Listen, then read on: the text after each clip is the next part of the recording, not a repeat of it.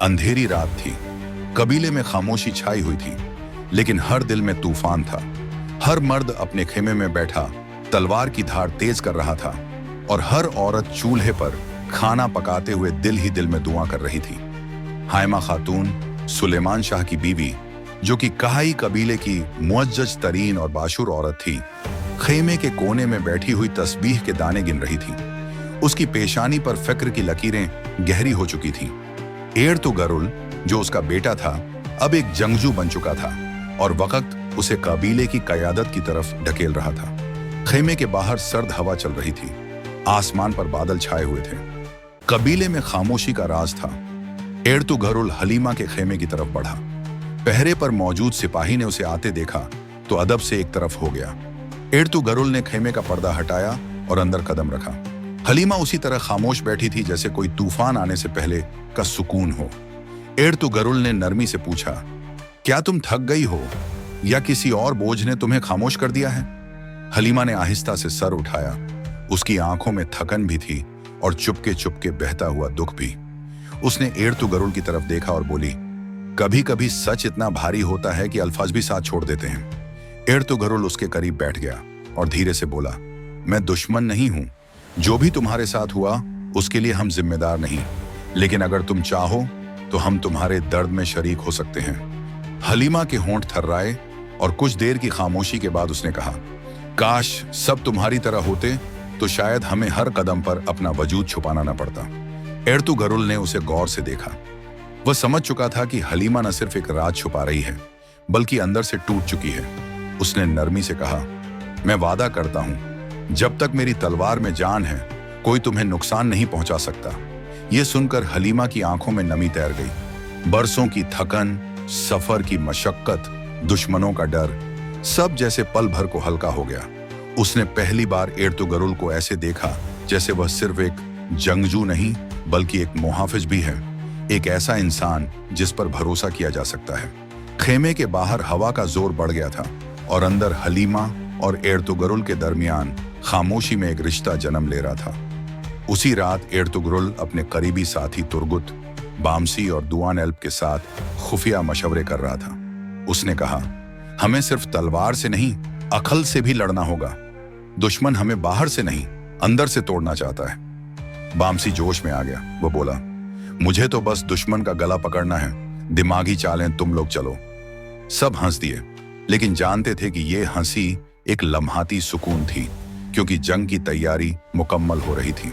इसी दौरान हलीमा खातून, जो अब कबीले में बतौर मेहमान मौजूद थी, शहजादा नोमान और सलजान खातून के साथ खेमे में थी।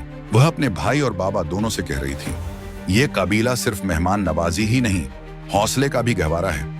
एर्तुगरुल ने हमें दुश्मनों से बचाकर जो एहसान किया है वो मैं कभी नहीं भूलूंगी। सलजान खातून खामोश थी। उसकी आंखों में नफरत थी। शायद वह अभी तक काई कबीले को दिल से कबूल नहीं कर पाई थी।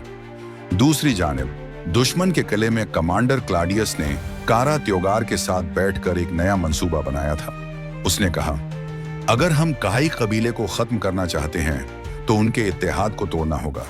हम उनके दरमियान बदगुमानी फैलाएंगे।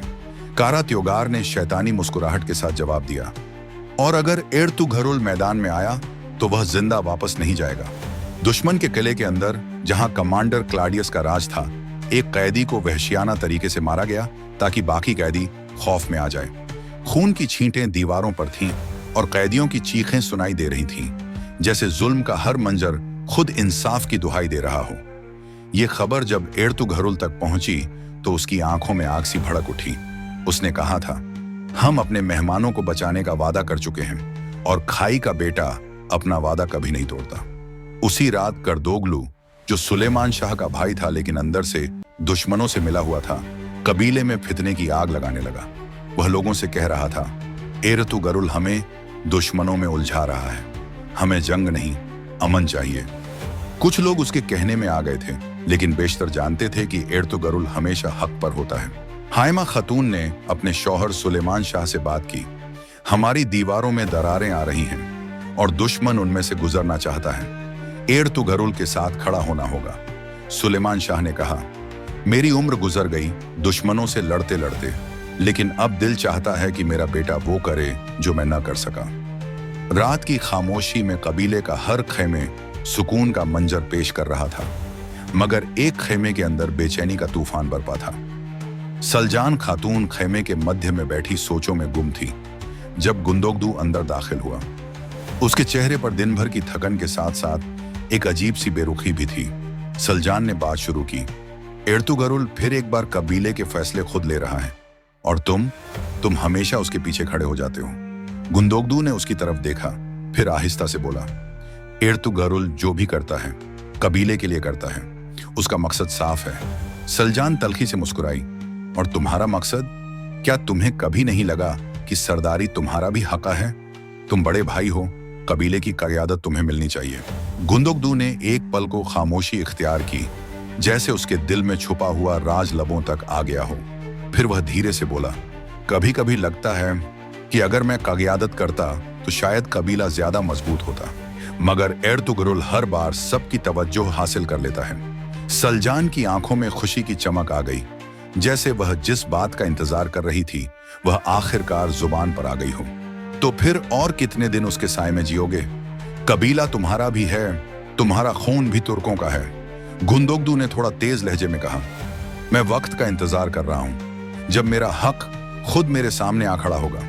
सलजान ने करीब आकर उसका हाथ थामा, और मैं उस दिन तुम्हारे साथ खड़ी होंगी गुंदोगदू, सरदार की बीवी बनकर, न कि किसी पीछे रह जाने वाले की। खेमे में गहरी खामोशी छा गई, मगर इस खामोशी के पीछे साजिशों की आवाजें, ख्वाहिशों की सरगोशियां और इक्तिदार का ख्वाब चलने लगा। एक ऐसा ख्वाब जो आने वाले वक्त में भाइयों को आमने सामने ले आएगा। अगली सुबह एर्तुगरुल ने खुफिया तरीके से दुश्मन के किले का नक्शा तैयार किया। उसने तुर्गुत से कहा, दुश्मनों ने हमारे कबीले के कुछ पहरेदारों को कैद कर लिया है। हमें एक खुफिया रास्ते से अंदर जाना होगा और कैदियों को आजाद कराना होगा, लेकिन एक भी गलती सब कुछ बर्बाद कर देगी। तुर्गुत ने कहा, तो फिर हम गलती करेंगे ही नहीं। कई कबीले में एक तरफ दुश्मन के खिलाफ तैयारी जारी थी, तो दूसरी तरफ खेमे में शहजादा नोमान की तबीयत बिगड़ रही थी और हलीमा की आंखों में फिक्र वाजे थी। हलीमा उसके पास रो रही थी और दुआएं मांग रही थी, या अल्लाह मेरे बाप को शिफा दे। एर्तुगरुल को जब खबर मिली तो वह फौरन खेमे में आया और कहा, फिक्र न करो, हम तुम्हारे बाप की हिफाजत अपनी जान से बढ़कर करेंगे। दुश्मन की ओर क्लॉडियस ने अपने सैनिकों को तैयार कर दिया था। उसने आदेश दिया, जब एर्तुगरुल किले के करीब आए तो उसे मार डालो, कोई रहम नहीं होगा। उसी रात एर्तुगरुल और उसके साथी घोड़ों पर सवार होकर किले की तरफ रवाना हुए। उसके साथ तुर्गुत, बामसी और दुआन भी सवार थे। ये तीनों उसके सबसे बहादुर, काबिल एतिमाद दोस्त और सिपाही थे। उनके चेहरों पर संजीदगी और अज़्म नमूदार था, क्योंकि वे जानते थे कि दुश्मन से मुकाबला आसान नहीं होगा। आसमान पर बादल छाए हुए थे और सिर्फ घोड़ों की टापों की आवाज सुनाई दे रही थी। एर्तुगरुल के दिल में अल्लाह का जिक्र था और चेहरे पर शहादत की तमन्ना। इधर कई कबीले में सब लोग जाग रहे थे। हाइमा खातून तस्बीह पढ़ रही थी। सुलेमान शाह खेमे के बाहर खड़ा आसमान को तक रहा था, जैसे अपने बेटे के लिए दुआ कर रहा हो। रात की खामोशी में कई कबीले के खेमे चरागों की मध्यम रोशनी में डूबे हुए थे। खेमों के दरमियान हल्की सी हवा चल रही थी और हर तरफ एक अजीब सी संजीदगी तारी थी। एर्तुगरुल की वालिदा हाइमा खातून कैदी खेमे की तरफ बढ़ी जहां हलीमा को रखा गया था। खेमे में दाखिल होते ही उनकी निगाह एक परवकार और खामोश लड़की पर पड़ी, जो दूर अफ्क को तकते हुए गहरी सोच में डूबी हुई थी।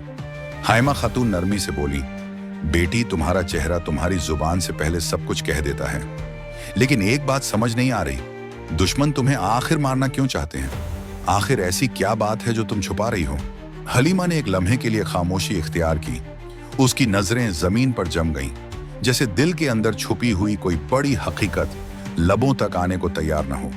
फिर उसने धीरे से कहा, मेरे अब्बू ताजिर हैं, हम दूसरे ताजिर के साथ सामान का सौदा कर रहे थे, तो हमें अगवा कर लिया किसी ने और वो हमें कारा त्योगार को बेचना चाहते थे। ये जुमला सुनकर हाइमा खातून चंद लम्हे के लिए हैरत में डूब गई। हलीमा ने बस इतना ही बताया और चली गई। हलीमा डर गई थी कि कहीं हाइमा खातून को पता न चल जाए कि हम शाही खानदान से हैं। क्या भाईचारे की दीवार टूट जाएगी? क्या गुंदोगदू अपने ही भाई के खिलाफ तलवार उठाएगा? जानिए अगली कस्ट में। नेक्स्ट एपिसोड के लिए एक प्यारा सा कमेंट जरूर करें। आपकी राय हमारे लिए बहुत खास है और वीडियो को लाइक करना ना भूलें। Thanks for watching till the end. Watch next, more videos ahead.